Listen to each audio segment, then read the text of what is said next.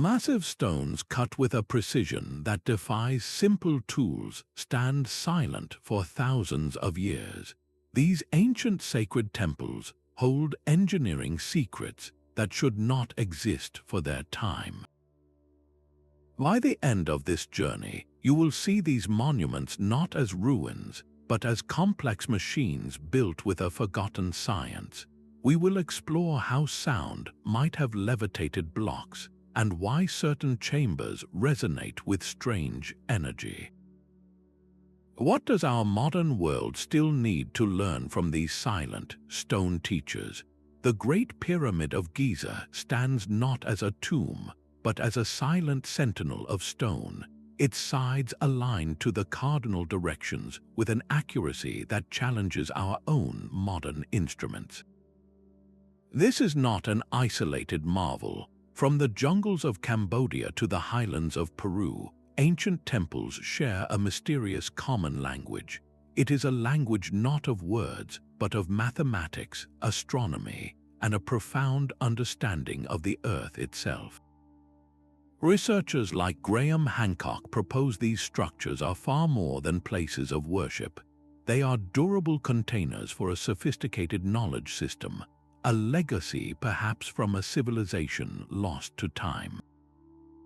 How else can we explain the identical astronomical alignments found in cultures separated by oceans and millennia, or the recurring use of sacred geometry, ratios that appear in both the Parthenon and the pyramids of Egypt? The builders undertook these colossal projects with an almost impossible ambition. They quarried blocks weighing more than 50 tons, transported them for miles across rugged terrain without the wheel, and fitted them together with seams thinner than a credit card. This was not brute force. It was a coordinated, global phenomenon of engineering genius. The very stones are asking us a question. What did these people know that we are only beginning to rediscover? That impossible fit is a global signature, a calling card left by the world's first master engineers. To stand before the walls of Machu Picchu is to witness a stone puzzle that defies logic. Enormous blocks, some weighing many tons, are locked together without a speck of mortar. The joints are so seamless that you cannot slide a single piece of paper between them. This was not accomplished with steel or power tools. The available technology, according to mainstream archaeology, consisted of stone hammers and soft copper chisels, tools that would struggle to scratch the hard granite and andesite these builders used. So how did they achieve this flawless, interlocking perfection? One compelling theory suggests they understood the very substance of stone on a level we have forgotten. Perhaps they employed a method to temporarily soften the rock, using a plant-based chemical compound that made the granite pliable, like modeling clay. After the block was shaped and positioned, the stone would harden back to its original, diamond-like strength. This would explain the intricate, almost fluid curves and the perfect, gapless fits that have withstood centuries of earthquakes. Then we have the even more profound mystery of Pumapunku in Bolivia. Here, the stonework moves beyond impressive and into the realm of the uncanny. The granite and diorite blocks are not simply well fit. They are cut with geometric precision that looks like it came from a computer-controlled milling machine.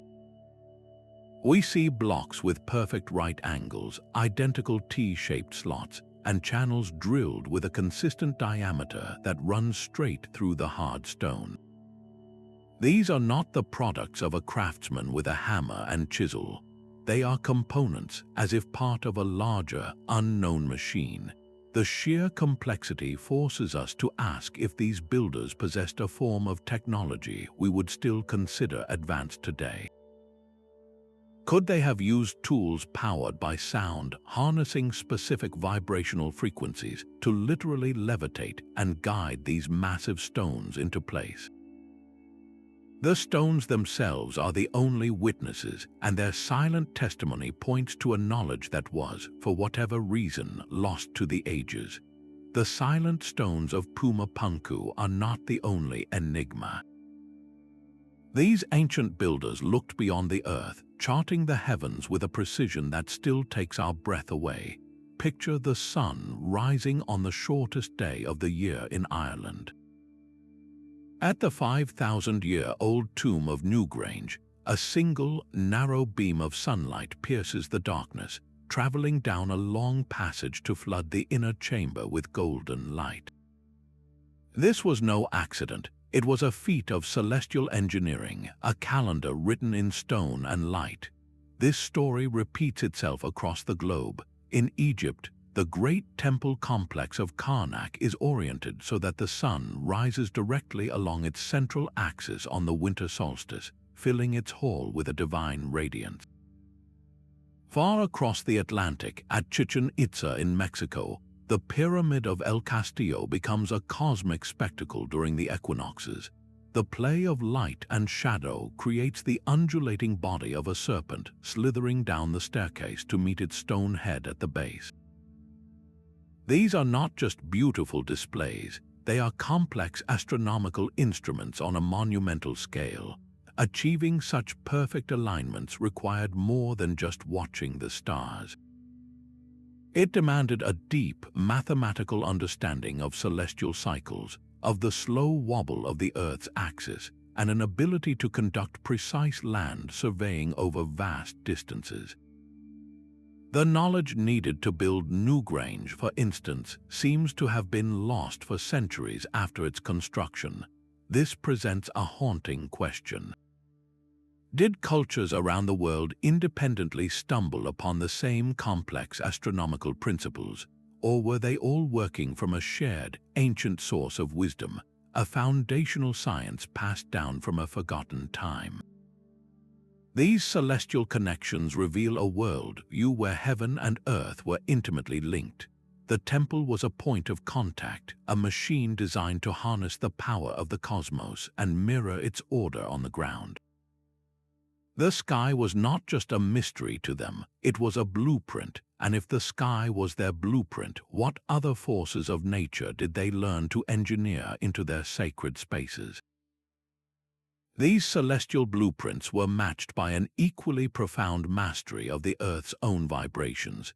Deep within the hypogeum of Malta, a labyrinth carved from solid rock, a whisper in one chamber can be heard clearly throughout the entire complex. Sound does not just travel here, it transforms. Certain rooms are tuned to specific frequencies, amplifying a human voice into a resonant, bone-deep echo that seems to fill the very stone around you. This was almost certainly not an accident. It was acoustic engineering on a grand scale, likely used for rituals or even for what we might now call sound healing. The builders understood that sound is a physical force, one that can alter perception and perhaps even matter itself. This auditory genius appears across the ancient world. In the so-called oracle chamber within the Great Pyramid's subterranean depths, the architecture creates a unique acoustic environment. Specific frequencies, like those produced by chanting or certain instruments, can generate standing waves. For a person standing in the right spot, this creates an overwhelming sensory experience. The sound is not just heard, it is felt in the chest, a vibration that can induce states of deep concentration or even trance. Modern experiments confirm that these acoustic properties are a deliberate feature of the design. Researchers have found that many ancient temples resonate at frequencies between 95 and 120 Hz, a range scientifically shown to stimulate brain activity associated with relaxation and heightened awareness. How could builders without oscilloscopes or tuning forks achieve such precision? They must have possessed a forgotten science of vibration, a practical knowledge of how sound waves interact with stone and the human body. This suggests their temples were not silent monuments, but active instruments. They were designed to be played, to use resonance as a bridge between the physical world and the metaphysical realm. If they could so expertly sculpt sound, What other invisible forces did they learn to harness within those hallowed walls? Beneath the echoing chambers and celestial alignments lies another world entirely. While ancient temples reached for the stars, their foundations delved into the earth with an ambition just as profound. Under the Great Avenue of the Dead in Teotihuacan, Mexico, a hidden labyrinth waits. A network of tunnels stretches for miles deep below the Temple of the Feathered Serpent, sealed for over 1,000 years. Their true purpose remains one of archaeology's great mysteries.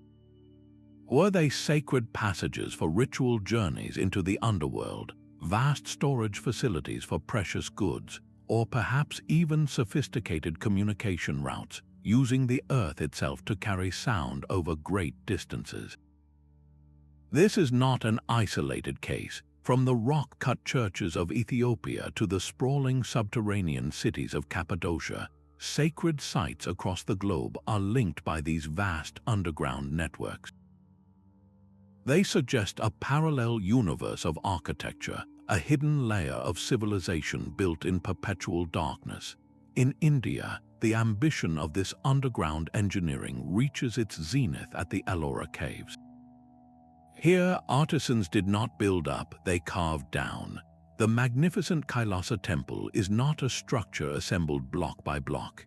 It is a multi-story complex painstakingly excavated from the top of a mountain downward, a single colossal piece of stone sculpture.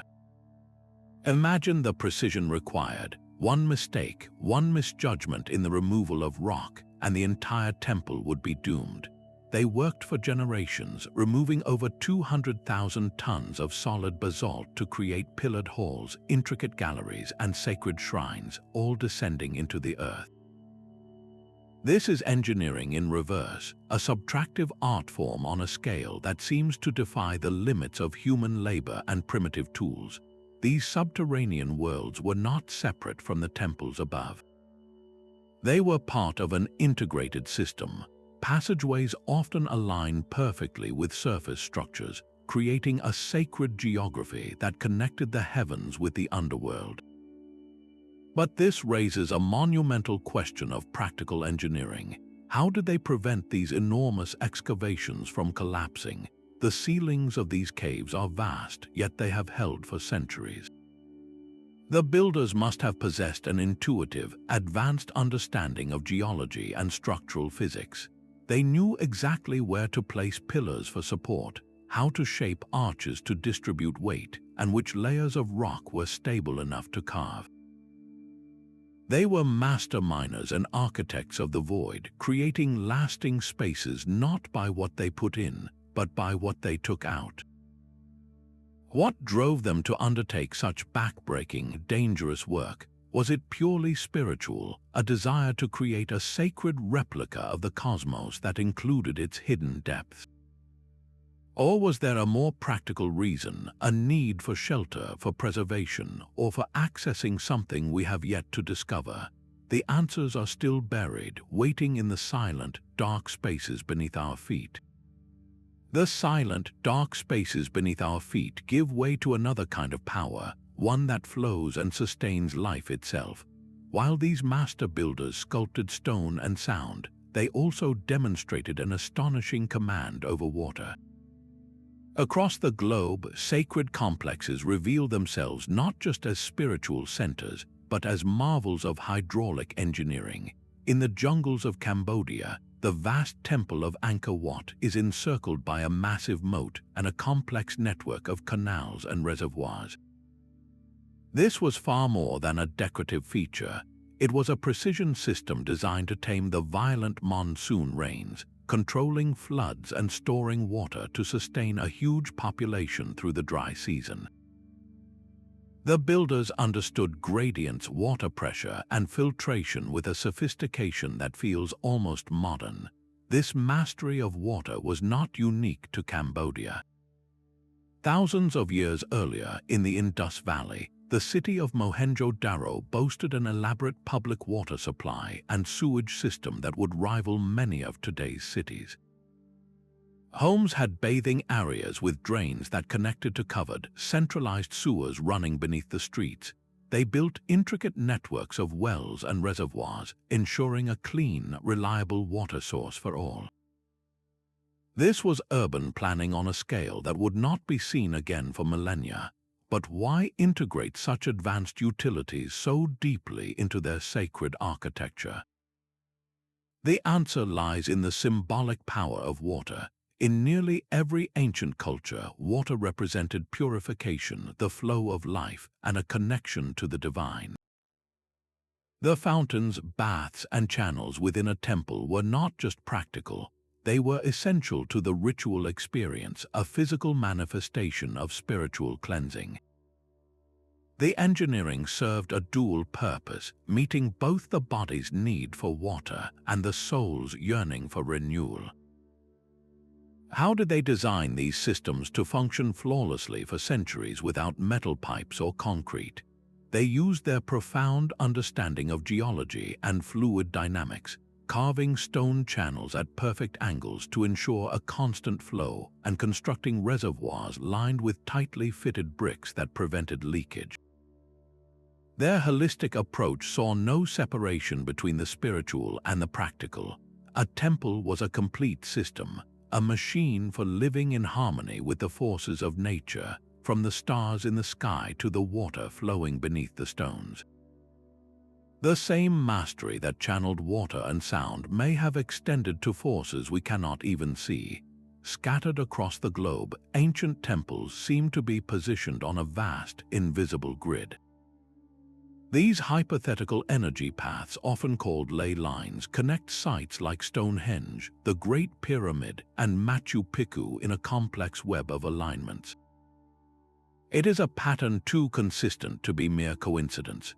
What if these builders were not just aligning their structures with the stars above, but also with powerful energies rising from the Earth itself?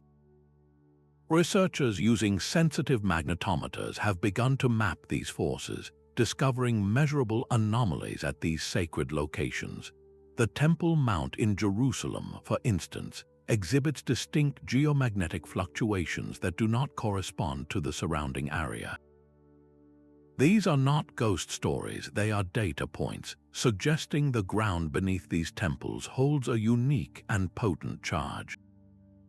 How could ancient cultures, without our modern instruments, have detected these subtle energies? They may have possessed an intuitive, refined sensitivity to the Earth's magnetic field, perhaps using dowsing rods or observing animal behavior to pinpoint these powerful spots. The placement of a temple then becomes an act of supreme engineering, anchoring a sacred structure directly onto a node of terrestrial power.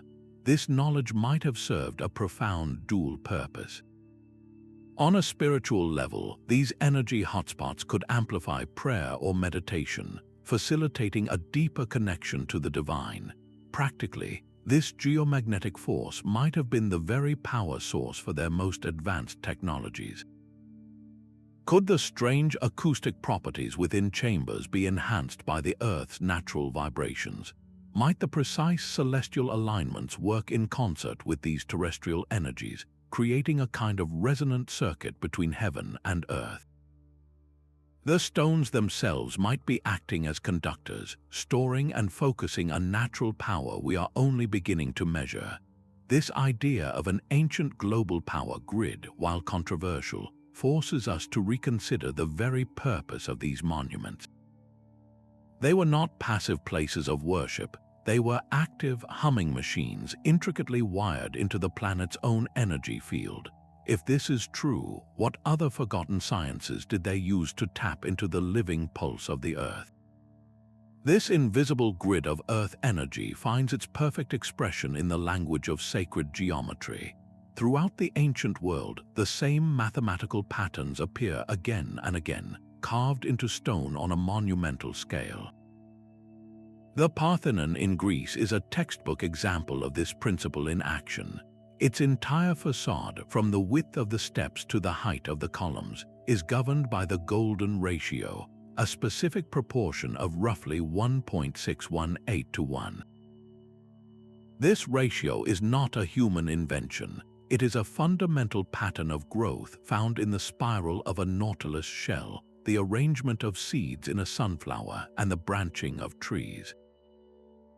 The builders were not just making a beautiful building, they were encoding the very blueprint of life into their temples, creating a structure that resonated in harmony with the universe itself. This was their bridge between the earthly and the divine, a belief that by replicating cosmic order in stone, they could attract the favor of the gods. This symbolic language is universal. In India, the construction of a Hindu temple begins not with bricks, but with a mandala, an intricate geometric diagram representing the cosmos. Every wall, tower, and courtyard is precisely placed according to this sacred map, turning the entire temple into a three-dimensional universe in miniature. Centuries later and a continent away, the architects of Europe's Gothic cathedrals used the same principles for a different, yet equally awe-inspiring effect. The soaring vaults of Chartres or Notre Dame are not random curves. They are precise geometric expressions, using complex ratios to distribute weight and create those breathtaking spaces that pull the eye and the spirit upward toward the heavens. The geometry was both a structural necessity and a spiritual tool, designed to evoke a sense of transcendence in anyone who entered. How did these architects, working without computer-aided design, encode such complex mathematics into structures of such immense scale? They used simple tools like compasses and straightedges, but their understanding of proportion was profound. They knew that certain shapes and ratios produced specific emotional and psychological effects. A circle represented unity and the heavens, a square symbolized the solidity of the earth, a triangle could signify aspiration or the trinity of human, earth, and sky. This was not mere decoration. It was a conscious act of engineering the human experience, using stone and space to guide the mind toward a higher state of awareness. The message conveyed by these silent ratios is clear. The ancient world did not see a separation between art, science, and faith. They were a single, unified discipline, a holistic science of creation. If their buildings were prayers written in stone, then sacred geometry was the alphabet.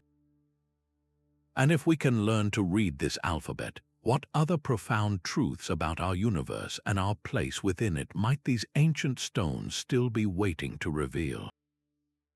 The silent language of sacred geometry speaks of a perfect, ordered cosmos, but the physical reality of building these temples was a monumental struggle against weight and distance. The quarries of Baalbek in Lebanon hold a stone known as the Stone of the Pregnant Woman, a single block weighing an estimated 1,000 tons, that is heavier than 3 fully loaded Boeing 747 airplanes. The puzzle is not just how they carved it, but how they intended to move it over a mile to the temple complex across rugged terrain, without the wheel, without steel cables, and without modern power. This is not an isolated mystery. On the remote Easter Island, the famous Moai statues, some weighing over 80 tons, were carved from a volcanic crater and then somehow transported for miles across the island's rough landscape to their final coastal platforms. The logistical challenges are almost incomprehensible. Mainstream archaeology suggests the use of wooden rollers, sledges, and vast armies of laborers. For the Moai, one popular theory is that teams of people literally walked the statues upright, rocking them from side to side in a coordinated motion that inched them forward. Yet, even these practical explanations strain credibility. How do you fabricate ropes strong enough to secure an 800-ton block? How do you build a wooden sledge that would not simply pulverize under such immense weight? The very choice of material deepens the enigma. Why would the builders of Baalbek seek out the most massive stones imaginable, from quarries that were often in difficult, inaccessible locations, when smaller, more manageable blocks would have sufficed? This suggests the immense size itself was part of the sacred purpose, a demonstration of power and a defiance of physical limits that was central to the temple's identity. It forces us to consider more radical possibilities. Could they have mastered a form of acoustic levitation, using sound frequencies to reduce the effective weight of the stone, making it possible for a small group to guide it into place? Or did they possess a lost knowledge of geopolymers, a kind of ancient concrete that allowed them to cast some of these blocks on site, eliminating the need for transport entirely? The evidence on the ground points to both incredible organization and inexplicable innovation. The moving of a single Moai statue would have required the coordinated effort of hundreds of people for months, a feat of social engineering as much as physical engineering. This reveals cultures with a unified vision and the ability to mobilize entire populations toward a single, awe-inspiring goal. The stones did not move themselves. They were moved by a determined, ingenious, and profoundly capable society whose true methods remain just out of reach, challenging our assumptions about what ancient people could truly achieve. The sheer weight of the stones points to another, equally monumental challenge: time itself. To build the Great Pyramid of Giza, archaeologists estimate a workforce of tens of thousands labored for more than 2 decades. Think of the logistics for just one day. Every single worker needed food, water, and shelter. Every broken tool needed replacement. Every stone, from the smallest filler block to the 2.5-ton granite slabs in the king's chamber, had to be quarried, transported, and set with perfect precision, day after day for a generation. This was not a project born from a disorganized society. It was the product of a highly sophisticated, centrally planned economy capable of managing a population the size of a modern city. The discovery of worker villages at Giza, with bakeries capable of producing thousands of loaves of bread and evidence of large-scale fish processing, confirms this. This was a civilization that mastered supply chains long before the term existed. They coordinated miners, sailors, farmers, and artisans in a synchronized effort that spanned the entire nation of Egypt. The motivation for such a colossal undertaking remains a subject of debate. Was it purely the divine authority of a god-king that compelled thousands to backbreaking labor?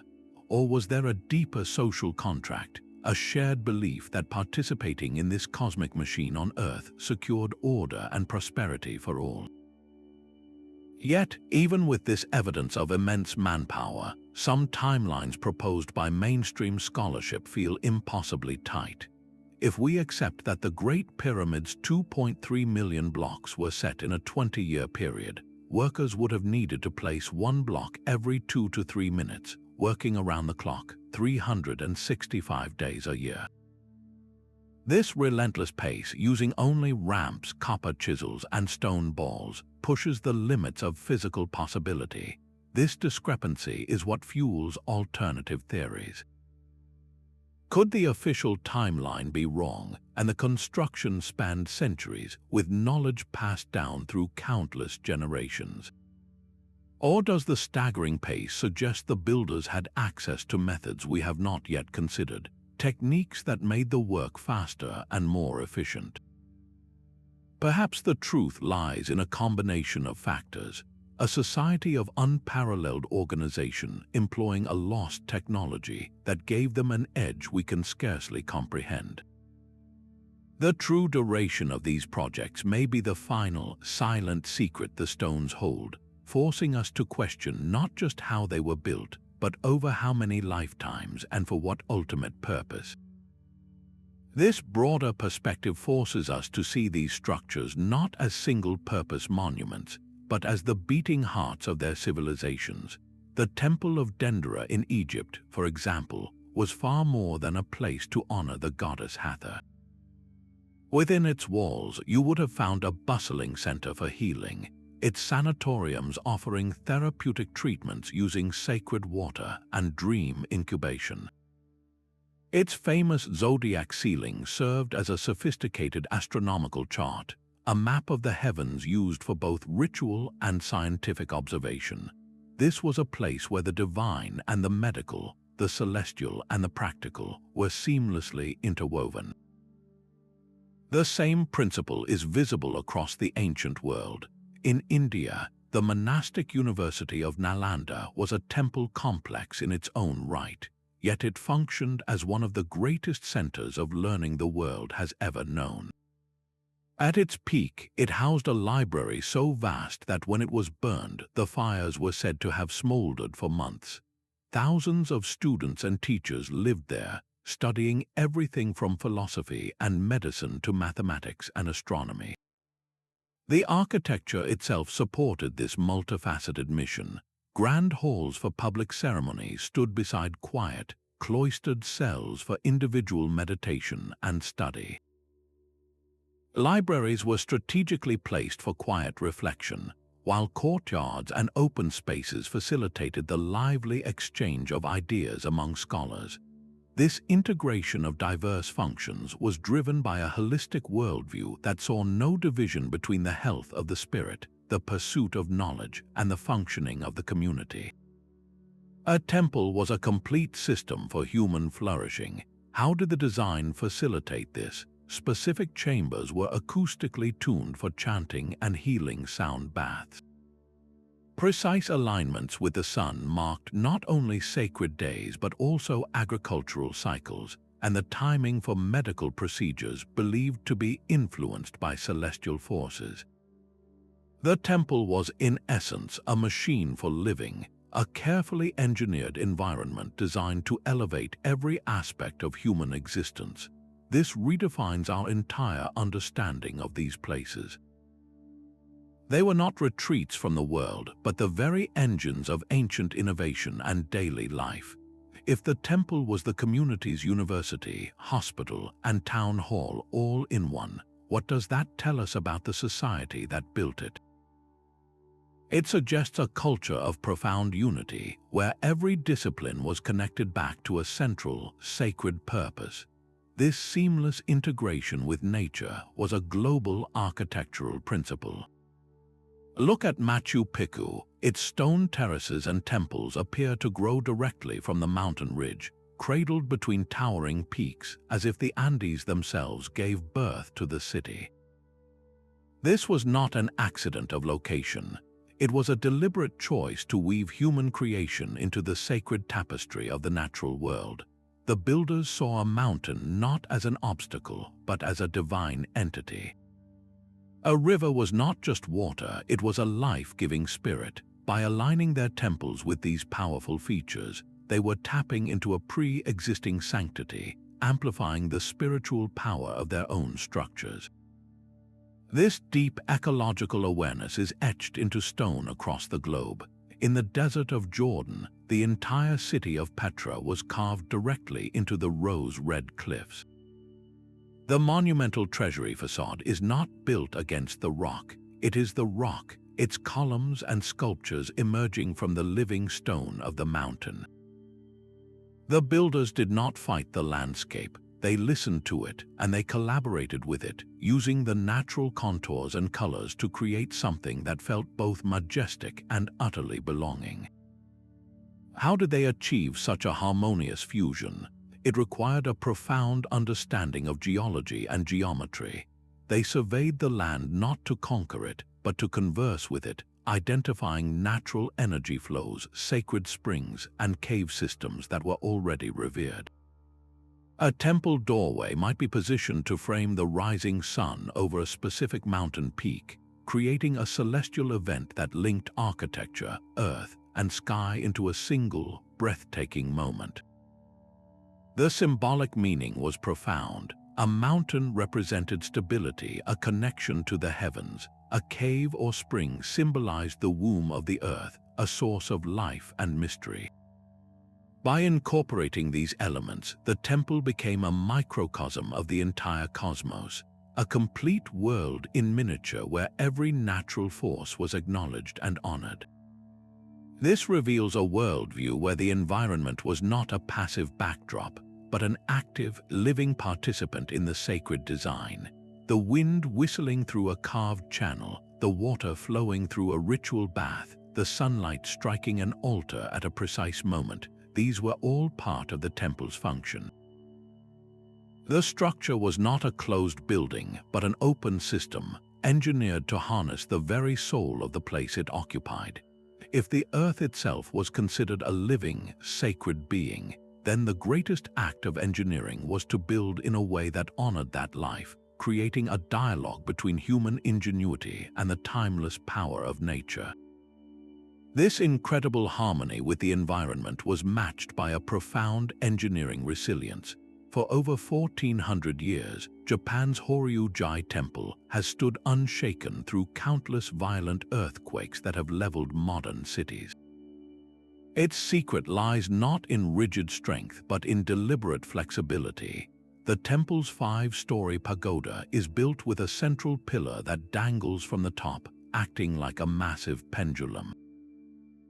When the ground shakes, this heavy wooden column sways in the opposite direction, counteracting the seismic forces and preventing the structure from collapsing. The builders used complex joinery techniques, interlocking wooden brackets that act as shock absorbers, allowing the entire building to gently rock and sway as a single, flexible unit. This ancient understanding of dynamic load distribution is a principle our own modern skyscrapers have only recently readopted. This wisdom was not confined to Japan. In the earthquake-prone regions of Mesoamerica, the massive stepped pyramids like the one at Chichen Itza were engineered with a similar foresight. Their broad, graduated bases provide an incredibly stable center of gravity, distributing the weight and energy of a tremor evenly to prevent a catastrophic topple. The builders even angled their walls slightly inward, a design that further enhances stability against lateral shaking. How did cultures separated by oceans and millennia arrive at such similar, sophisticated solutions without any shared seismic data or computer modeling? They were master observers of their world. They learned from each collapse, studied the behavior of materials over generations, and developed an intuitive, practical physics. They understood that to fight a force of nature was futile, so they chose instead to dance with it, to build structures that could move and breathe with the Earth's tremors rather than resist them. This durability was a sacred duty. It was not just about preserving stone and mortar, but about safeguarding the knowledge, the rituals, and the very soul of their civilization for generations yet unborn. Their legacy endures not in spite of the elements, but because they learned to build in concert with them. These engineering marvels are also profound mathematical statements. The Great Pyramid of Giza holds a secret in its very shape. The ratio of its perimeter to its original height is almost exactly 2 times pi. This is not a coincidence. It means the builders encoded the fundamental constant of a circle into a square-based structure with an accuracy that stuns modern mathematicians. They achieved this using the simple sect, a unit of measurement based on the palm and the cubit, proving that advanced concepts can be unlocked with basic tools and brilliant insight. This mathematical language is a universal feature of sacred architecture. The same golden ratio that defines the growth pattern of a seashell is meticulously woven into the proportions of the Parthenon. This recurring code suggests a shared, ancient understanding that certain numbers and ratios hold a special power, a resonance with the underlying order of the cosmos itself. In India, this concept was formalized into a complete science. The construction of a Hindu temple was governed by the Shilpa Shastras, ancient texts filled with complex geometric formulas. Every dimension, from the width of the door to the height of the central tower, was calculated according to strict ratios. The entire structure was designed as a symbolic link between the individual, the temple, and the universe, a perfect alignment of the microcosm with the macrocosm. How did these architects perform such intricate calculations without the aid of computers or even advanced written notation? Their tools were physical and their methods were visual. They used knotted cords for surveying, geometric drawings in the sand, and a deep, lived familiarity with proportion passed down through generations of master builders. They understood mathematics not as an abstract theory, but as a living force, a sacred grammar for giving form to the divine. The precision we find encoded in these stones was not for show. It was a fundamental part of their purpose, a way of anchoring cosmic harmony into the physical world. If numbers were the language of creation, then these temples were their most eloquent prayers, written in stone for all time. The language of sacred mathematics finds its most dramatic expression in the silent play of light and shadow. Twice a year, at the great temple of Abu Simbel in Egypt, a miracle of stone and sun unfolds. For most of the year, the inner sanctum lies in deep shadow, but on February 21st and October 21st, a shaft of sunlight pierces the long, dark entrance corridor. It travels over 60 meters into the mountain's heart to illuminate the faces of 3 of the 4 statues seated at the back of the chamber. Only the statue of Ptah, the god of darkness, remains forever in shadow. This is not a happy accident. It is a precise astronomical clock carved from a cliff face, an event that marks the pharaoh's birthday and coronation day with a divine spotlight. The engineering required to achieve this effect is staggering. The entire temple had to be oriented with perfect accuracy, its doorway acting as a massive aperture. The corridor itself functions as a light tube, and the chamber's depth determines the exact duration of the illumination. A miscalculation of a single degree in the axis, or a fraction of an inch in the ceiling height, and the sun's rays would miss their celestial targets entirely. This mastery of optics was a global phenomenon. Half a world away and centuries later, the architects of Chartres Cathedral in France achieved a different kind of light magic. Their medium was not the direct sun but colored glass. They designed the vast stained glass windows as a complex filter, transforming harsh daylight into a shimmering, jewel-toned narrative. The light itself becomes the scripture, telling biblical stories through vibrant reds, blues, and golds that project a heavenly glow onto the congregation below. The engineering challenge here was twofold. First, the immense windows required an innovative stone support system, the flying buttress, which allowed the walls to be mostly hollowed out and filled with glass. Second, the glassmakers had to understand how different metallic oxides would react during firing to produce specific colors, and how the thickness and angle of each piece would bend the light entering the sacred space. How did these builders, without the aid of photometric software or even precise glass-cutting tools, calculate these intricate interactions? They possessed a profound, empirical understanding of the sun's path through the yearly cycle. They were master observers who used simple tools like gnomons, which are the pointers on sundials, to track the sun's angles at different seasons. They built scale models and learned through generations of trial and error, passing down a living science of illumination. The light show at Abu Simbel and the transcendent glow of Chartres are more than beautiful effects. They are evidence of a unified vision where engineering, art, and spirituality were inseparable. The temple was not just a building to be looked at, but an instrument to be experienced, designed to use the most fundamental force in our solar system to evoke awe, mark sacred time, and tell stories written in rays of light. Light and stone were not the only mediums for these ancient messages. The very walls of their temples pulse with a narrative energy, where art and engineering become a single, inseparable language. At Khajuraho in India, the stone surfaces are alive with thousands of intricate sculptures. Every figure, from a celestial nymph to an embracing couple, is more than decoration.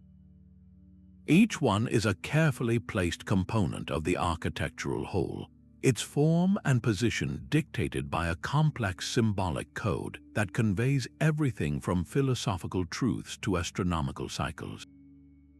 This was art with a profound purpose, designed to educate and elevate a population that could not read written texts. The entire temple becomes a three-dimensional textbook, its lessons carved in a visual language accessible to all. This principle finds its ultimate expression at Borobudur in Indonesia, the world's largest Buddhist temple. It is a massive, stepped pyramid where the path to enlightenment is literally set in stone. Pilgrims walk a spiraling route upward, passing over 2,000 detailed bas-relief panels that stretch for miles if laid end to end. These are not random images. They are a sequential guide to the Buddha's teachings, depicting his previous lives, the laws of karma, and the ultimate goal of spiritual liberation. The journey itself is the lesson, with the architecture forcing a physical and mental progression toward the summit, where a great, empty stupa symbolizes the formless state of nirvana. How did artists and stonemasons achieve such a flawless integration? The collaboration between engineer and sculptor would have been total and continuous. The master architect did not simply hand over a finished structure to be decorated. The iconography was planned from the very first sketch in the sand. The stone blocks were likely carved on the ground before being hoisted into place, with each sculptor knowing exactly which story their panel would tell and where it would fit into the grand narrative of the wall. This required an intimate understanding of structural integrity. A deeply carved relief could weaken a load-bearing stone, so the artists worked with a precise touch, creating depth and shadow without compromising the wall's strength. The result is a holistic masterpiece where you cannot separate the art from the architecture.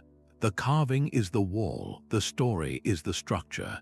This fusion reveals a culture that saw no division between the beautiful and the functional, the spiritual and the practical. The temple was a complete sensory and intellectual experience, a machine for transformation whose gears were not just stone and mortar, but myth, symbol, and sacred geometry woven into a single, breathtaking vision. If every carving held a coded meaning, what other layers of knowledge are we still learning to read in these stone libraries? The stone walls of these ancient sites reveal another layer of their hidden sophistication, embedded right in their joints. Across continents, from the classical temples of Greece to the monumental structures of the Andes, builders used metal clamps to lock massive stones together. These were not simple iron bands. At the Oracle of Delphi in Greece, archaeologists found clamps made of a unique bronze alloy, a mixture of copper and tin designed to resist the very corrosion that would normally destroy such fasteners over centuries. This was not a random choice of material. It was a deliberate application of metallurgical knowledge, creating a metal that could endure for millennia, just as the stones themselves have. The joinery techniques were equally advanced. In Incan walls, we see dovetail joints carved directly into the granite, interlocking blocks with the same woodworking principle used in fine furniture, but on a scale of tons. Even more remarkably, evidence suggests that in some Greek and Mesoamerican sites, builders poured molten metal into pre-carved channels in the stone. As the metal cooled and solidified, it created a perfect, custom-fit clamp that locked the adjacent blocks together permanently. This process required precise temperature control and an understanding of how the metal would expand and contract. How did they achieve such clean, complex channels in incredibly hard rock without modern drills? And how did they safely transport and pour molten metal at a construction site, often high on a mountainside? The evidence at Tiwanaku in Bolivia deepens the mystery. Here, andesite blocks, a stone notoriously difficult to work, are joined with eye-shaped clamps that fit into perfectly carved recesses. The precision of these fits is so exact that it implies the use of specialized tools we have yet to identify. This widespread use of sophisticated metalwork and complex joinery completely shatters the image of ancient builders relying solely on primitive chisels and brute force. It points to a repertoire of advanced skills that included a working knowledge of metallurgy, structural engineering, and chemistry. These clamps were not just for stability. In earthquake-prone regions, they allowed for a slight, flexible movement that could absorb seismic shocks, preventing catastrophic collapse. The builders were not just stacking stones. They were assembling intricate, resilient puzzles, using metal as the hidden glue that held their cosmic machines together. This silent evidence, locked within the stone, forces us to ask what other advanced tools and techniques have simply rusted away, leaving behind only the ghost of their presence in these empty, perfectly carved grooves. These hidden grooves and impossible joints inevitably lead to a profound and controversial question. Where did this knowledge come from? For some researchers, the evidence on the ground points to a history far different from the one we accept. They argue that certain temple mysteries can only be explained by the existence of a sophisticated technology that was later lost to time, or even by guidance from an external, non-human source. Proponents like Erich von Däniken have long pointed to artifacts and carvings that seem to defy ancient context. In a temple at Dendera, Egypt, there are reliefs that some interpret not as gods holding lotus flowers, but as large, bulbous objects containing writhing snakes, bearing a striking resemblance to modern giant light bulbs. In the deserts of South America, immense lines etched into the plateau form shapes only fully visible from high above, as if meant for an audience in the sky. These are not just curiosities, they are anomalies that challenge our linear understanding of human progress. Mainstream archaeology has a powerful rebuttal for each of these claims, explaining the Dendera reliefs as symbolic depictions of a snake emerging from a lotus flower within a cosmic womb, and the Nazca lines as ritual pathways related to water deities, visible from nearby hills. They argue that attributing these wonders to aliens or a lost super-civilization unfairly robs our ancestors of their genuine, hard-won ingenuity. Yet the theories persist, fueled by the undeniable gaps in conventional explanations. How do we account for the mathematical constants encoded in the Great Pyramid, knowledge that should have been millennia away? What of the advanced metallurgy and machining at Puma Punku? The real power of these alternative ideas is not necessarily in their literal truth, but in the questions they force us to ask. They highlight the uncomfortable blank spots in our historical record. They challenge us to admit that we do not have all the answers. Perhaps the truth is not a simple choice between pure human effort and external intervention. Maybe it lies in a forgotten middle ground, a golden age of human discovery where a culture achieved a peak of scientific and spiritual understanding, only to have nearly all of its records and tools wiped away by a cataclysm, leaving behind only the most durable evidence, their colossal stone temples. These enigmas do not demand we believe in ancient astronauts. They simply ask us to keep an open mind, to consider the possibility that the story of human innovation is not a straight line, but a cycle with forgotten peaks and devastating troughs. What if our own civilization is not the first to reach for the stars, but simply the latest to try? These eerily similar pyramid shapes rise from the deserts of Egypt, the jungles of Mexico, and the plains of Cambodia. How do we explain this global architectural echo? From the stepped pyramids of Giza to the towering temples of Tikal and the majestic prangs of Angkor Wat, the same fundamental form appears again and again. These are not just piles of stone, they are precise, graduated structures, often aligned with the solstice sun or specific star systems, built by cultures separated by oceans and thousands of years. The conventional view holds that these are marvelous examples of independent invention, that humanity naturally arrived at the pyramid as the most stable way to build high. But the parallels run deeper than simple shape. The presence of false doors, inner chambers, and complex drainage systems within these structures suggests a shared, sophisticated understanding that goes far beyond basic engineering.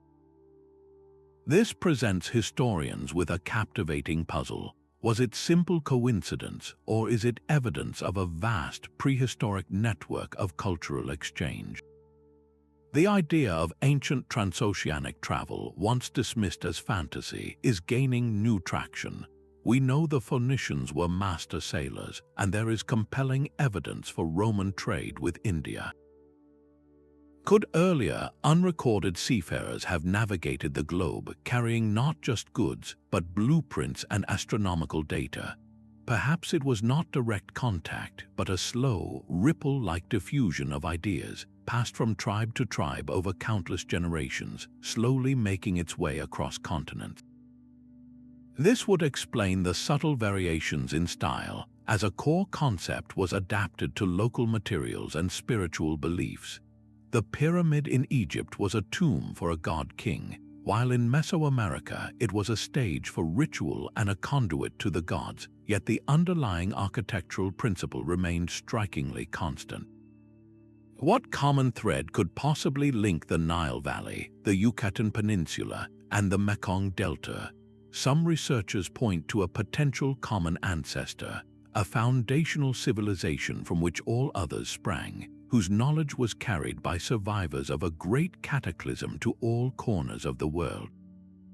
Others see a more organic process where the shared human mind, when confronted with the same fundamental problems of reaching the heavens and understanding the cosmos, inevitably arrives at similar solutions. The truth likely lies in a combination of these ideas. Independent innovation was surely part of it, but so was the human urge to explore and share. This reinterpretation paints a picture of an ancient world humming with activity, a place where ideas were the most precious cargo, traversing deserts and sailing unknown seas. It suggests our ancestors were far more connected and far more curious than we often give them credit for. These architectural marvels were not silent museums, but vibrant stages for the rituals that defined entire civilizations. At Stonehenge, the massive stones are more than an astronomical calculator. On the summer solstice, as the sun rose directly over the heel stone, it would have flooded the central altar with light, transforming the entire ring into a celestial theater. This was not just a marker of time, but the trigger for a ceremony, a communal event that likely reinforced the social order and appealed to the gods for a bountiful harvest. The architecture itself was scripted to guide this experience, the processional avenue leading participants into a space that separated the sacred from the profane. This principle of designed experience is echoed in the grand plazas of Mesoamerican cities. Here, the ball game was far more than a sport. Played in a long, narrow court flanked by steep, sloping walls, the game was a reenactment of cosmic myths, a deadly serious ritual where the outcome could determine the fate of the community. The court's design amplified the drama. The stone rings set high on the walls, through which players had to propel a heavy rubber ball using only their hips, were positioned like celestial gateways. The acoustics of the enclosed space would have magnified the roar of the crowd and the thunderous impact of the ball, creating an overwhelming sensory spectacle that culminated in the ultimate offering to the gods. How did the very stones support these sacred dramas? They were active participants. the resonant chambers in Malta enhanced chanting to alter consciousness. The towering pillars of Karnak created a forest of stone that dwarfed the human form, making the pharaoh's appearance a truly divine manifestation. Every architectural choice, from the intimidating narrowness of a passageway to the sudden expanse of a sun-drenched courtyard, was calculated to manipulate emotion and reinforce belief. The temple was a machine for making myth tangible, a dynamic instrument that used space, sound, and symbol to bind the community together under a shared spiritual vision. The very rituals that once animated these stones now threaten their survival. Across the globe, the legacy of ancient engineering faces a relentless assault from the elements, forcing a new generation of conservators to become detectives in a race against time. The sprawling complex of Angkor Wat is locked in a constant battle with the Cambodian jungle, where aggressive tree roots pry apart million stone joints and torrential monsoon rains dissolve ancient sandstone reliefs. Preserving such a site is not a simple repair job. It is a monumental puzzle that demands modern technology, like three-dimensional laser scanning to map every crack, and delicate international cooperation to fund and execute the work. The challenge is profound. How do you stabilize a structure without altering its sacred essence? How do you introduce modern materials like concrete and steel without creating a visual scar on a 500-year-old masterpiece? In Greece, a method known as anastylosis offers one philosophical approach. It involves carefully dismantling a collapsed structure and reassembling it using as many of the original pieces as possible, with new materials added only for essential support and always made distinguishable from the ancient stone. This is more than reconstruction. It is a form of architectural reverence, a promise to honor the original builders' intent while giving their work a fighting chance for another millennium. Yet this work constantly raises difficult questions. Is it better to let a temple ruin gracefully, accepting the natural cycle of decay, or to intervene, potentially freezing it in a state it never historically knew? The answers are never simple, and they force us to define what we truly value about these places. Is it the raw, romantic decay, or the preserved knowledge of its original form? Perhaps the greatest irony is that modern engineers are now looking to the very ancient techniques they once dismissed to guide their conservation efforts. The self-stabilizing, interlocking stonework of Machu Picchu is a textbook example of anti-seismic design. The complex drainage systems of Mohenjo-Daro offer lessons in managing water table rise, a critical issue for coastal sites threatened by climate change. The ancient builders understood their materials and their environment intimately, and their choices have proven durable for centuries. By studying why they used a specific type of mortar or how they angled a wall to deflect wind and rain, today's conservators are not just fixing the past. They are learning from it. This delicate dance between preservation and authenticity is the final enigma these temples present. They have survived earthquakes, invasions, and centuries of neglect. Their greatest test may yet be our own well-intentioned hands, as we strive to protect these silent teachers for the generations who have yet to hear their story. The very stones of a temple are positioned to tell a story. A Hindu temple does not simply face a direction, it turns its gaze toward the dawn, its entrance welcoming the rising sun as a symbol of spiritual awakening and the dispelling of ignorance. This is not a random placement, it is the first act in a sacred choreography written in stone. The entire layout of the temple is governed by the Vastu Purusha mandala, a complex cosmic diagram that maps the universe onto a square grid. This mandala is not just a blueprint, it is a metaphysical machine. Each square is assigned to a specific deity, and the central space is reserved for the main shrine, the heart of the temple, and the symbolic axis of the world. To walk through such a temple is to traverse a miniature cosmos, moving from the outer, more accessible areas representing the material world, toward the inner, most sacred chamber that symbolizes pure consciousness. This symbolic journey is a global architectural language. In ancient Egypt, the temple complex at Karnak perfectly illustrates this principle. A visitor would start in the bright, bustling outer court, accessible to many. Then they would move through a series of progressively smaller and darker halls, the ceiling lowering and the floor rising, passing through towering columns carved with hieroglyphs. Each chamber was more restricted until finally, only the high priest and the pharaoh could enter the dark, silent inner sanctuary where the statue of the god resided. This architectural path was a physical metaphor for the soul's journey from the outer world of distraction to the inner world of divine union. How did these symbolic choices shape daily life and spirituality? They created a lived cosmology. For the common person, the temple was not a distant idea. It was a physical representation of their place in the universe. The social hierarchy was mirrored in the architecture, with access to the inner sanctums reserved for the priesthood and royalty, reinforcing the belief in a divinely ordained order. But the symbolism also offered a path for personal transformation.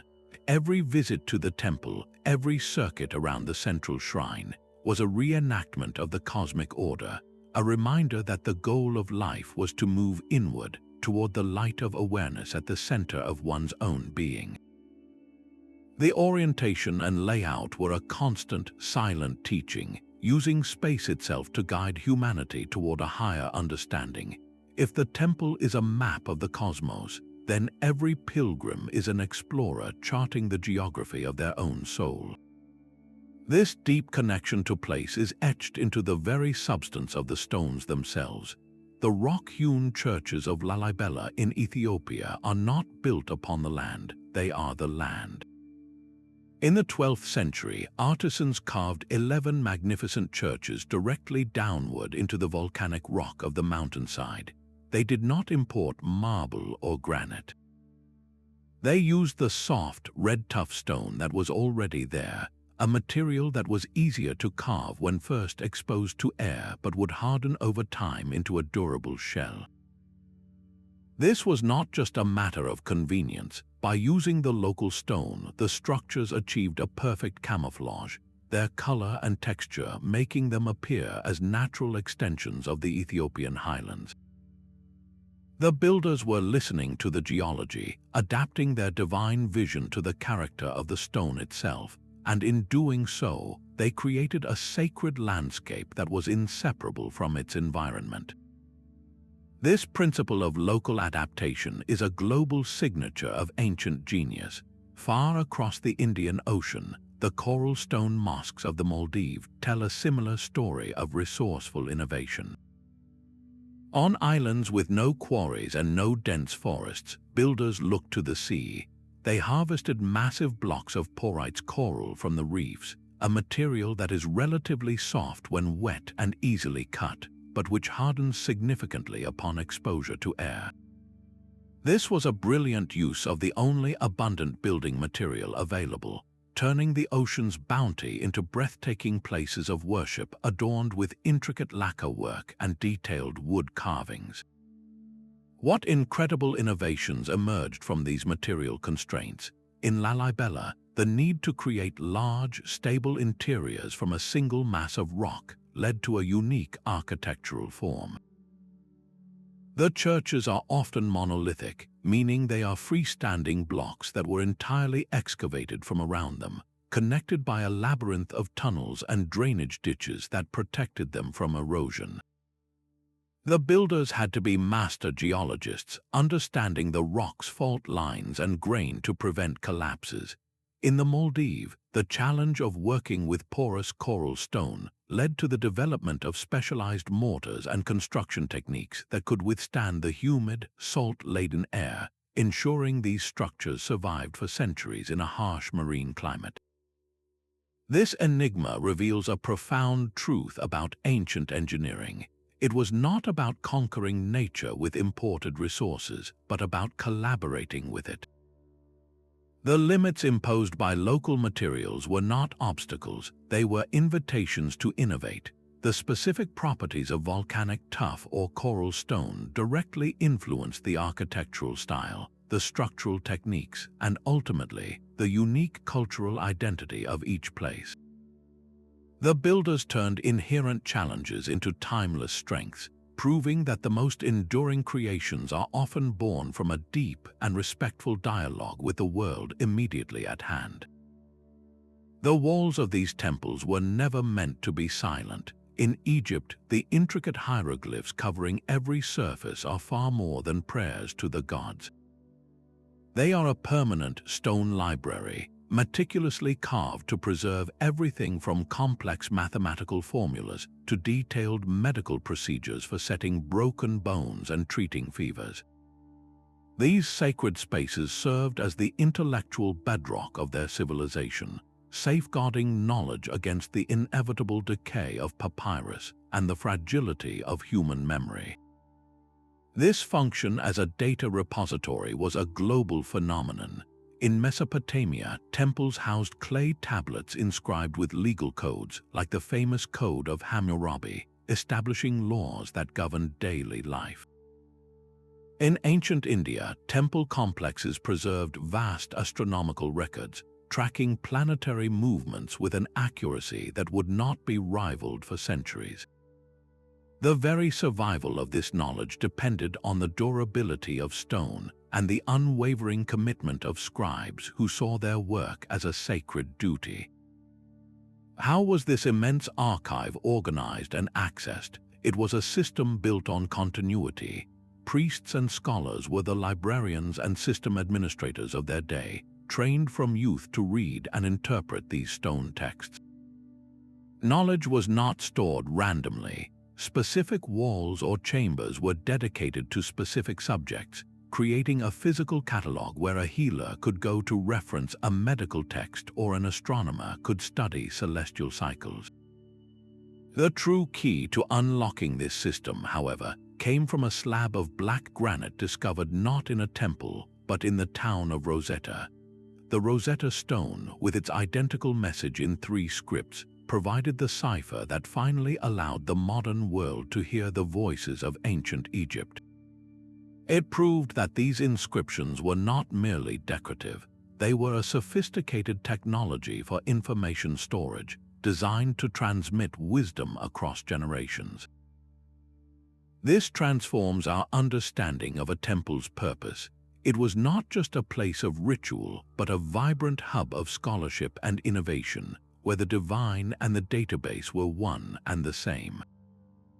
The stones were not only aligned with the stars, they were speaking to the future, ensuring that their most precious discoveries would never be lost. This same stone that preserves knowledge might also have been designed to channel power. The Great Pyramid of Giza, with its unique composition and internal structure, has long been at the center of a radical theory that it was not a tomb but a massive energy machine. Researchers who explore this idea point to the pyramid's strange physical properties. The original casing stones were made of highly polished Chora limestone, a material known to be an excellent electrical insulator. The inner chambers, however, are built from granite, a stone rich in quartz crystals. Quartz is piezoelectric, meaning it generates a small electrical charge when subjected to mechanical stress, such as the subtle vibrations from the earth or even from sound waves moving through the air. Could the pyramid's very design have been intended to capture the Earth's natural telluric currents and convert them into a usable form of energy? This is not pure fantasy. Modern experiments with scale model pyramids have yielded curious results. Objects placed inside a pyramid-shaped structure often show slowed rates of decay. Plant seeds stored inside sometimes exhibit accelerated growth. While the mechanisms are not fully understood, It suggests that the pyramid form itself can interact with its environment in unexpected ways, perhaps by focusing electromagnetic waves or influencing local magnetic fields. The Grand Gallery inside the Great Pyramid adds another layer to this enigma. Its corbelled walls and steep incline are unlike any other passageway in ancient Egypt. Some researchers propose it functioned as a resonant cavity, a giant sound amplifier where specific frequencies would have been magnified, creating a powerful vibrational field that could have stimulated the piezoelectric properties of the granite in the king's chamber above. The entire structure may have been tuned like a musical instrument to harmonize with the planet's own frequency. What scientific basis could support such a concept? We know that the Earth has a natural, low-frequency resonance, known as the Schumann resonance, which is essentially the planet's heartbeat. We also know that all materials have a natural vibrational frequency. If the builders understood these principles, they could have engineered their temples to resonate in sympathy with the Earth, effectively turning the building into a passive energy collector. This would not have been electricity as we know it, with wires and light bulbs, but perhaps a more subtle form of energy used for spiritual purposes, to enhance consciousness, or even to facilitate healing. The controversy around these ideas is intense, with mainstream science demanding more reproducible evidence. Yet, the persistent anomalies, the unusual electromagnetic readings detected at sacred sites, and the recurring architectural patterns all push us to ask a deeper question. Were these temples silent and static, or were they alive with an invisible harnessed power, a technology so seamlessly integrated with spirituality that we have forgotten how to even see it? The stones of Machu Picchu hold a clock that never needs winding. High atop the sacred city, the Intihuatana stone stands as a masterpiece of celestial engineering. Its name means the hitching post of the sun, and its precisely angled planes interact with the shifting sunlight to mark the solstices and equinoxes with unerring accuracy. As the sun reached its zenith on these critical days, the stone would cast no shadow at all, a moment of profound stillness that signaled a change of season and the timing for essential religious festivals. This was not an isolated instrument. Temples worldwide served as monumental calendars, their alignment with the sun, moon, and stars providing the rhythmic pulse for entire civilizations. The very survival of these societies depended on this knowledge. Knowing when to plant and when to harvest was a matter of life and death, and these stone clocks synchronized human labor with the Earth's journey around the sun. Rituals were tied to these celestial events, reinforcing the social order and appeasing the gods believed to control the weather and crops. How did such a sophisticated understanding of astronomy emerge? It required generations of patient, meticulous observation. Priests and sky watchers would have tracked the slow, predictable dance of the planets and the subtle shifts in the sun's rising point on the horizon, compiling this data over centuries. This accumulated wisdom was then encoded directly into the architecture, creating a permanent public record that could be read by all. The Mayan civilization took this concept to its ultimate expression. Their elaborate calendar system, carved into temple walls and recorded in codices, is renowned for its breathtaking precision. They calculated the solar year to be more accurate than the calendar used in Europe at the time of their first contact. They tracked the complex cycles of Venus and could even predict solar eclipses. This was not mere stargazing. It was a complex mathematical science born from a deep need to find order in the cosmos and to place human life within that grand celestial framework. This universal focus on timekeeping reveals a fundamental truth about these ancient cultures. They did not see themselves as separate from the universe, but as active participants in its rhythms. The temple was the gear that meshed human time with cosmic time, ensuring that society moved in perfect, harmonious sync with the heavens themselves. The dome of the Pantheon in Rome is a perfect circle of light and space, a single, breathtaking chamber that has sheltered visitors for nearly 2,000 years. Its secret is not just its immense size, but the revolutionary use of concrete, a material the Romans engineered with almost magical skill. They did not use a single formula. The heavy foundation was made with dense, solid concrete, but as the dome rose higher, the builders lightened the load by mixing the concrete with pumice, a porous volcanic stone. They even carved a series of step-like coffers or indentations into the ceiling, not only for beauty but to remove excess weight without sacrificing strength. This profound understanding of physics and material science created a space that feels both impossibly vast and eternally secure. This was not an isolated breakthrough. The development of the arch, the vault, and the dome became the foundational grammar for sacred spaces across the world, allowing builders to span vast distances and enclose areas that felt both monumental and intimate. Before the arch, buildings were limited by the length of a stone lintel or a wooden beam. The arch, with its curved structure, cleverly redirects weight downward and outward into supporting pillars or walls. This simple yet profound principle unlocked entirely new forms of architecture.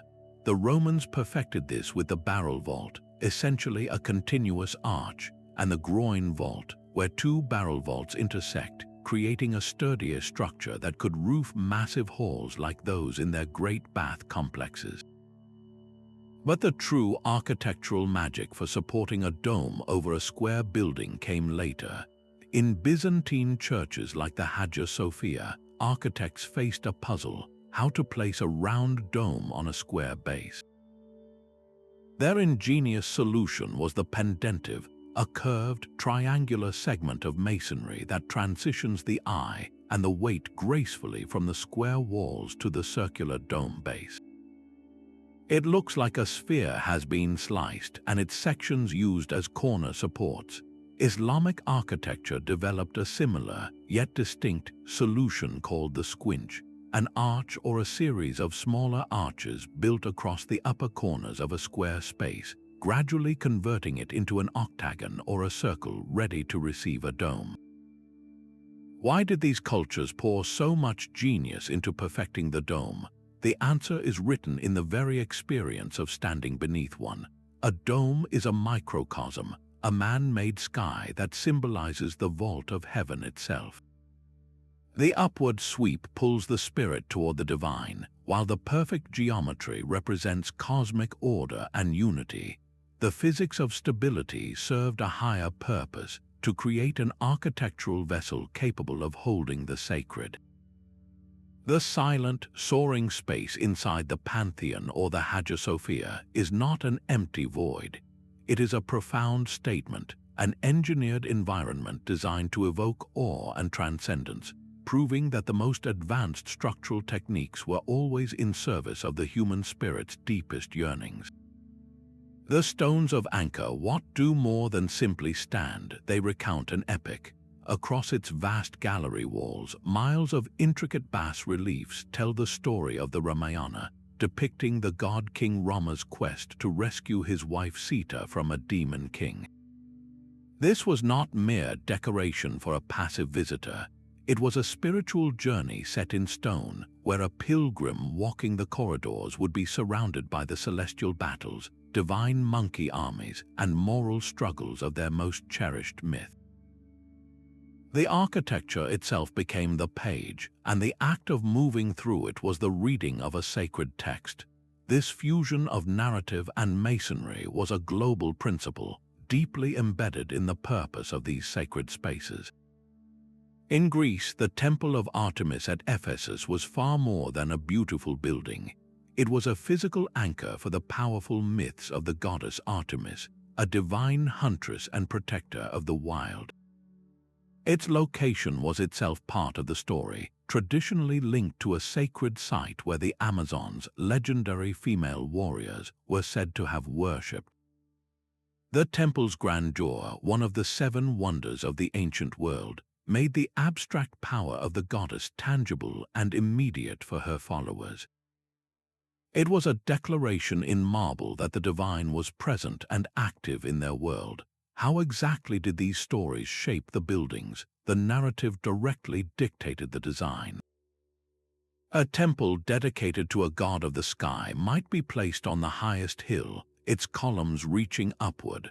One dedicated to an earth or underworld deity could be built into a cave or a mountainside, with a descending pathway leading worshippers into the dark.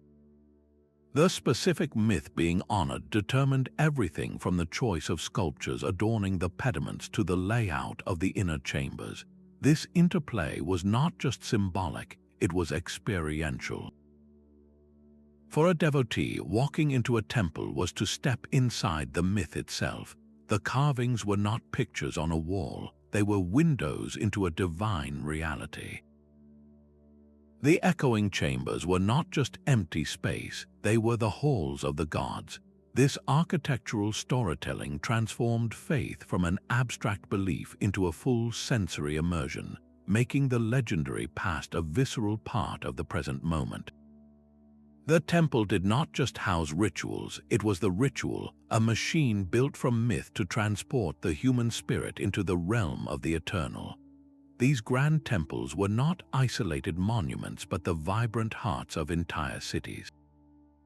Along the banks of the Indus River, the 5,000-year-old metropolis of Mohenjo-Daro reveals a blueprint for urban life that would not be rivaled for millennia.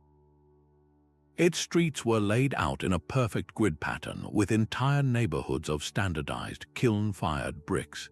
Most remarkably, the city boasted a sophisticated public water supply and a network of covered drains running beneath its avenues, a level of civic engineering that feels astonishingly modern.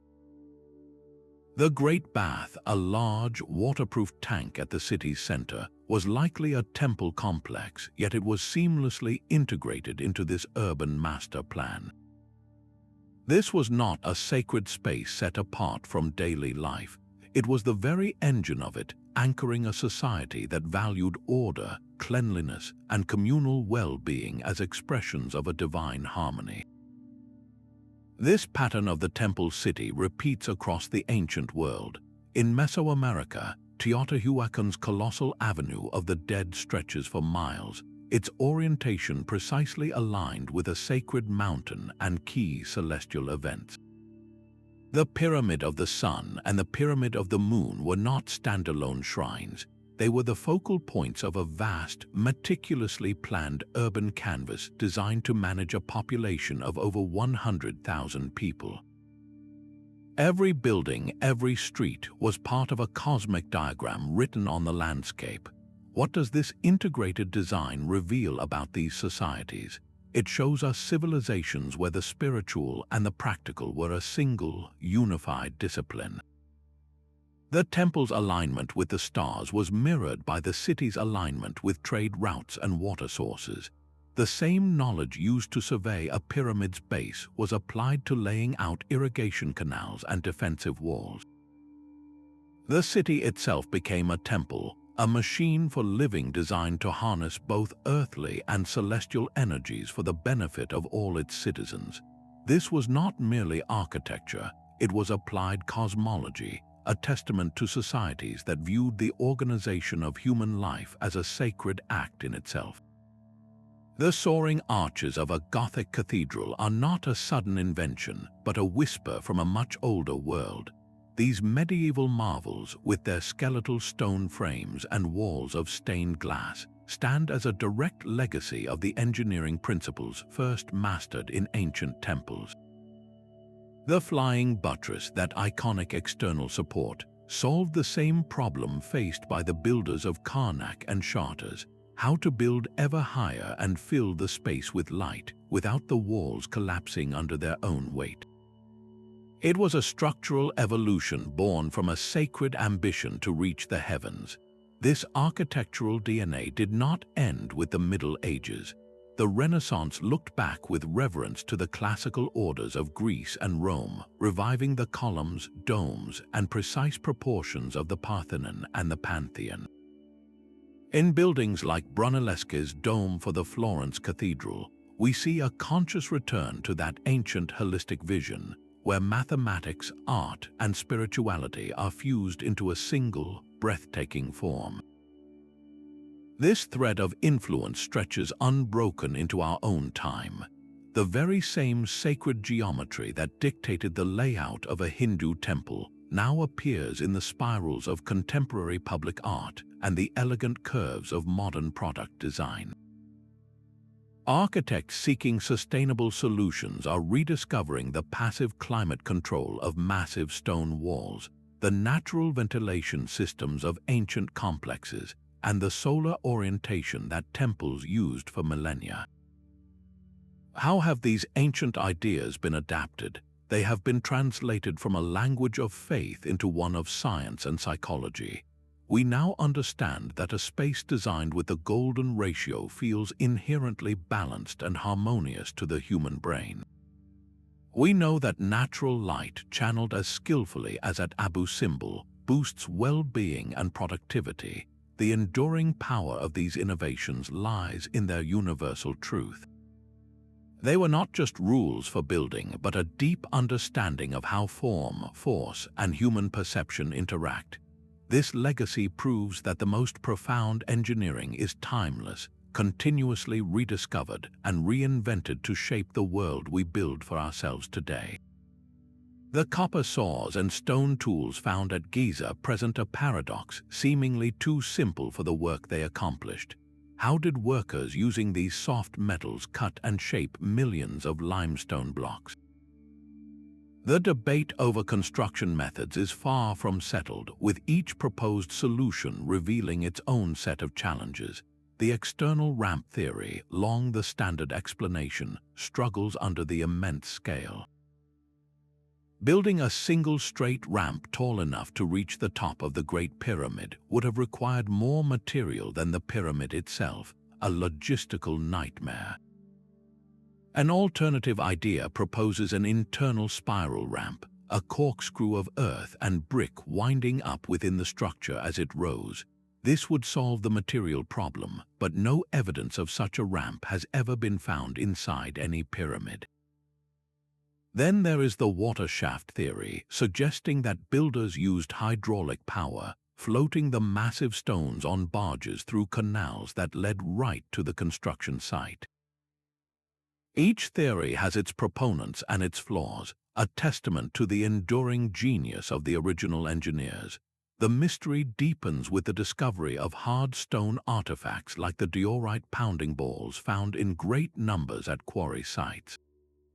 These were not gentle tools. Experiments show that teams of workers could have used these stone balls to pound away at a granite block, gradually fracturing it along a desired line. It is a method of incredible patience and brute force, yet it still does not fully explain the flawless flat surfaces and perfect right angles we see. Even more puzzling are the drill cores found in Egypt, cylindrical holes bored into solid granite with a spiral groove indicating a feed rate that modern engineers find astonishing. Replicating this with a copper tube and sand abrasive is possible, but the speed and precision implied by the ancient cores suggest a level of technical skill we are only beginning to appreciate.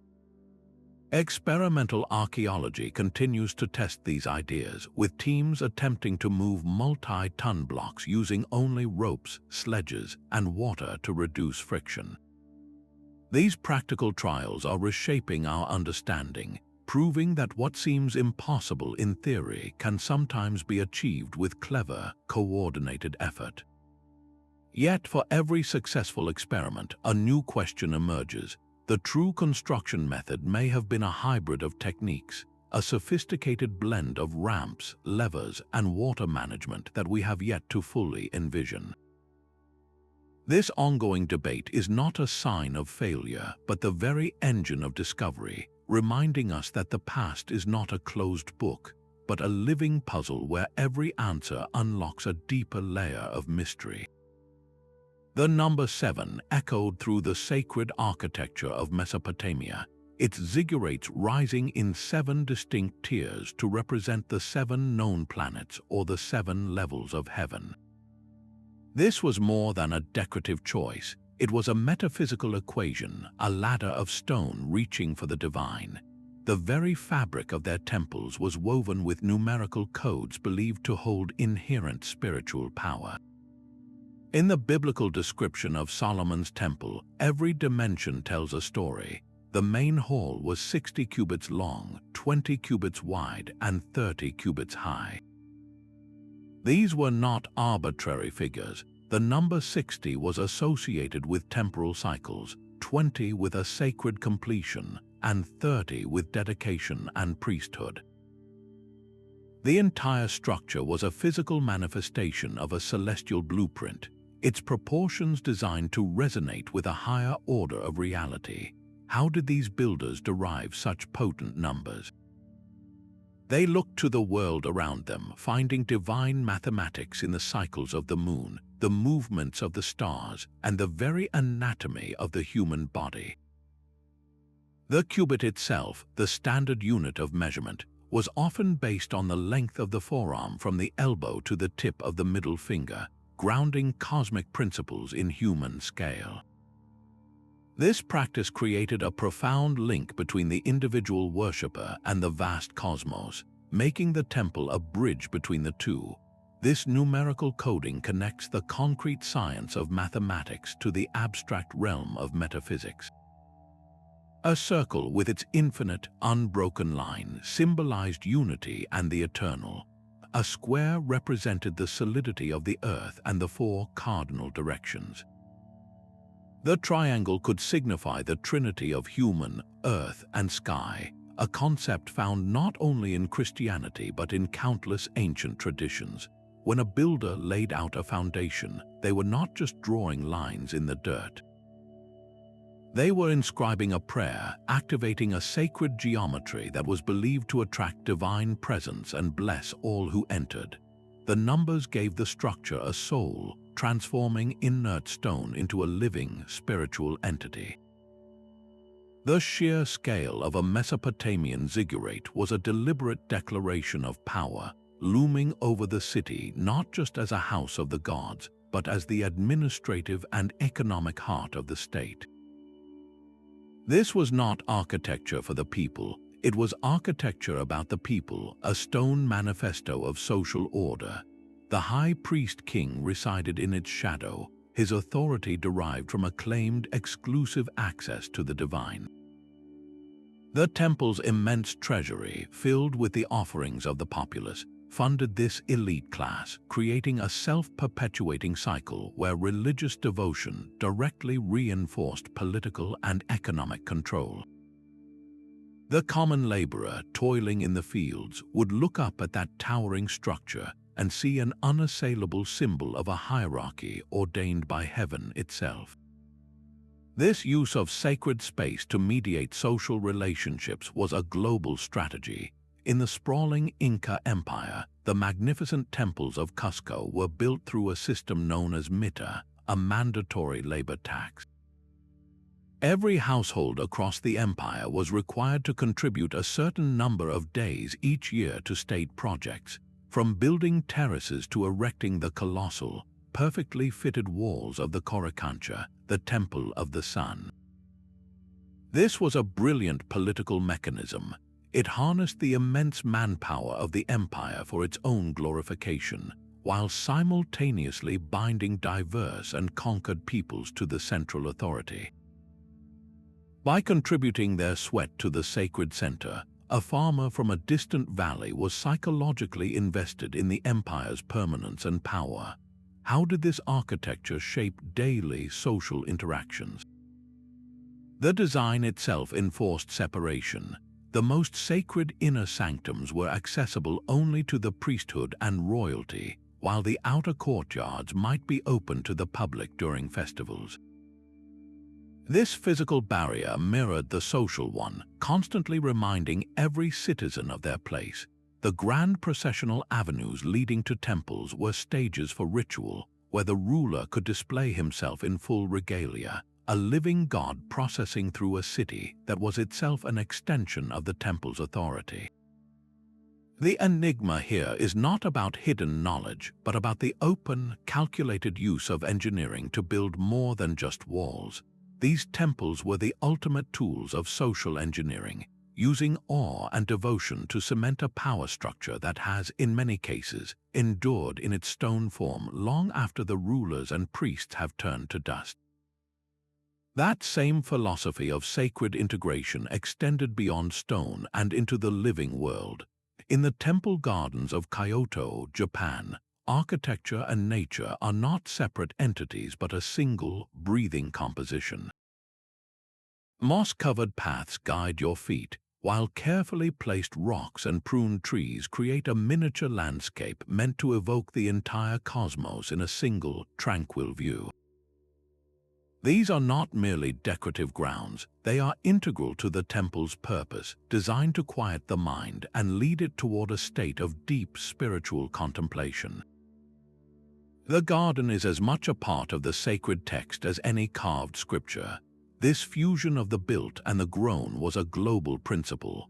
The legendary hanging gardens of Babylon were said to be a mountain of terraced greenery, an artificial paradise built to soothe a homesick queen, demonstrating a breathtaking ambition to engineer nature itself for both beauty and comfort.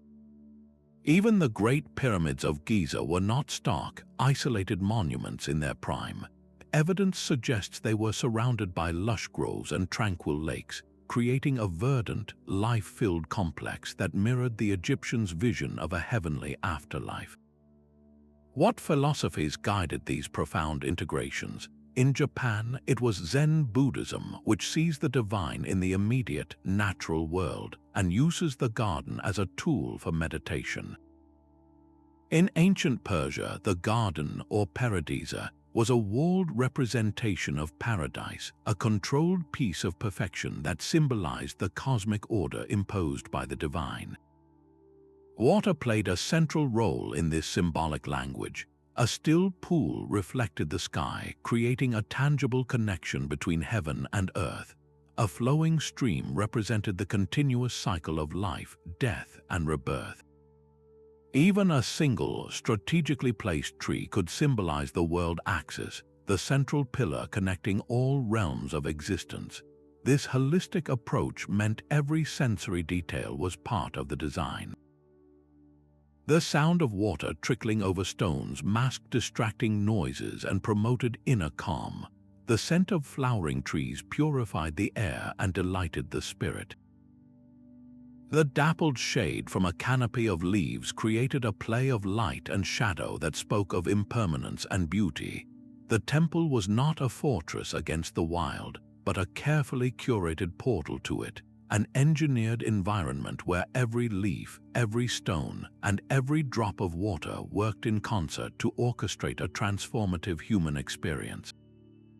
This reveals a world-view where the sacred was not confined to a roof and four walls, but was a pervasive force that the most brilliant architects sought not to contain, but to invite inside. The stone walls of these temples are no longer silent. They are now being asked new questions by the very latest technology. Ground-penetrating radar sends pulses of energy deep into the earth, listening for the echoes that betray a hidden void. LiDAR, which stands for light detection and ranging, uses lasers from aircraft to strip away the dense jungle canopy, revealing the ghostly footprints of entire cities we never knew existed. In Egypt's Valley of the Kings, these tools have mapped a labyrinth of undiscovered passages and potential chambers hidden behind the decorated walls of known tombs, all without moving a single grain of sand. This non-invasive approach is a revolution in archaeology. It respects the integrity of these sacred sites while peering directly through stone and soil. Scientists can now analyze the molecular composition of ancient mortars, or trace the magnetic fields around standing stones with a precision that was pure fantasy just a generation ago. These methods have already confirmed long-held theories, proving that certain temples were deliberately aligned with solstice sunrises down to a fraction of a degree. More thrillingly, they have revealed completely unknown rooms sealed for millennia, waiting in the dark. What future discoveries are now within our reach? We might find the untouched library of a lost pharaoh, its papyrus scrolls preserved in a hidden chamber. We could map the complete subterranean network beneath the Giza Plateau, finally understanding the full scale of that engineering project.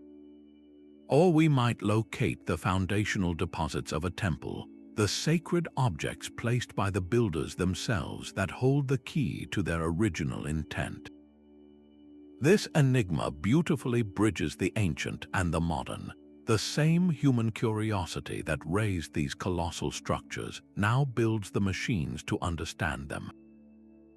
It is a conversation across time, where our most advanced science is finally allowing us to listen to the whispers of the past. What will these silent stones tell us when we learn to ask the right questions? These silent stone teachers have guided us through a labyrinth of celestial clocks and resonant chambers, from the impossible joints of Puma Punku to the water wisdom of Angkor Wat. Across 34 distinct enigmas, a unified truth emerges. These sacred temples are far more than monuments to faith. They are enduring testaments to a human ingenuity so profound it seems to leap across the ages, challenging the very timeline of our progress. They stand as a collective question mark against the history we think we know, suggesting that ancient builders possessed a sophisticated understanding of physics, astronomy, and earth energies that we are only now, with our most advanced tools, beginning to measure and comprehend. This journey does not end here. It is an invitation. Let these mysteries rekindle your own sense of wonder. Let them inspire you to look more deeply at the world's ancient wonders, to question the established narratives, and to consider the possibility that our past holds secrets we have yet to fully unravel. We would love to hear which of these enigmas resonated most deeply with you. Was it the acoustic magic of the hypogeum, the celestial spotlight of Abu Simbel, or the sheer, impossible weight of the stones at Baalbek? Share your thoughts in the comments below, and if you are hungry for more journeys into history's hidden truths, be sure to subscribe, for the greatest secrets are often not the ones displayed in plain sight, but those that linger, patiently waiting, just beyond the edge of our current understanding.